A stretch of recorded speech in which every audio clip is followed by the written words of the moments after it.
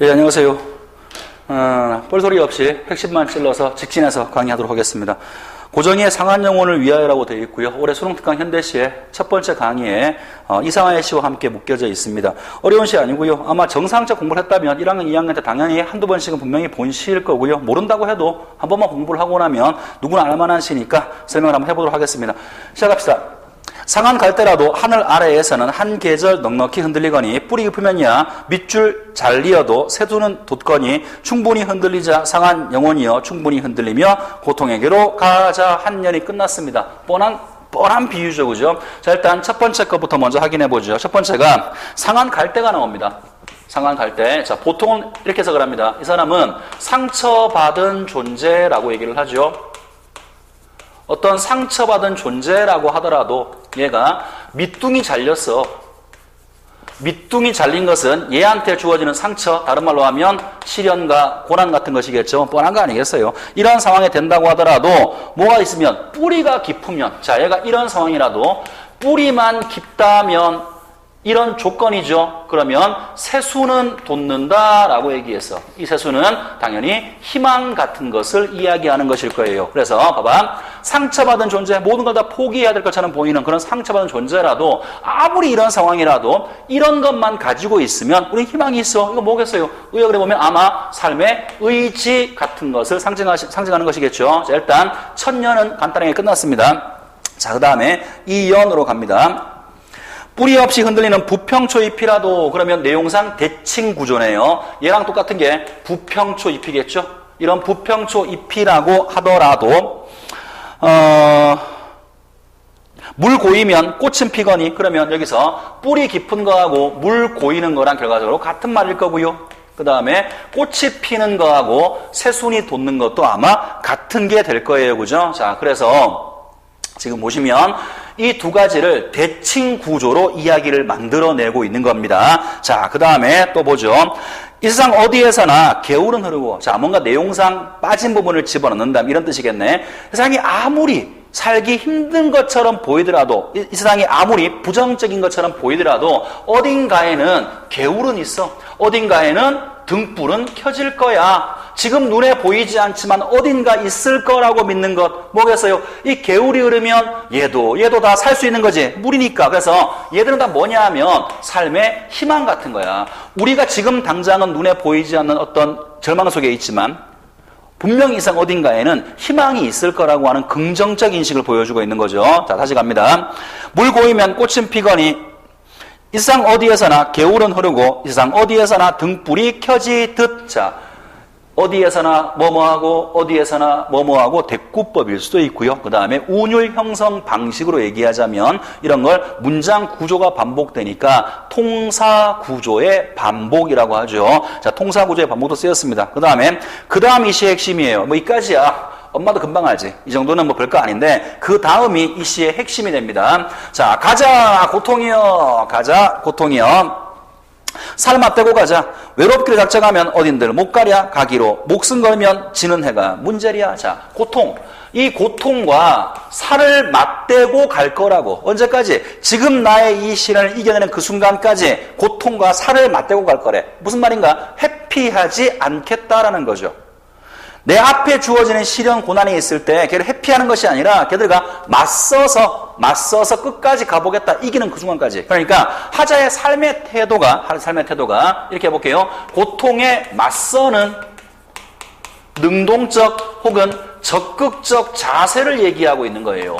고통을 회피하는 것이 아니라 고통에 맞섰을 때 적극적으로 맞섰을 때 우리가 비로소 이겨낼 수 있다라고 이야기하고 있는 겁니다. 자, 다시 보자. 가자 고통이여. 살 맞대고 가자. 외롭기로 작정하면 어딘들 못 가랴 가기로. 목숨 걸면 지는 해가 문제이겠느냐. 저기까지 일단 2년이 끝났고요. 마지막 3년입니다.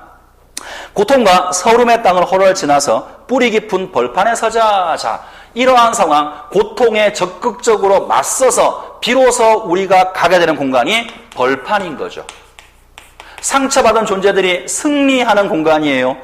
지향하는 공간이야. 더 이상 고통과 서러움을 피하지 않고 걔들과 맞서 싸워서 걔들을 이겨낸 다음에 고통과 서러움이 없는 어떤 공간이죠. 만약에 부평초 잎이나 아니면 상한 갈대 같은 것들을 우리 같은 보통 사람들, 소시민이라고 본다 그러면 그 소시민들이 외부적인 억압을 다 이겨내고 우리가 모두 평등하고 우리가 모두 자유롭고 우리가 모두 고통 없이 살 수 있는 그런 세상.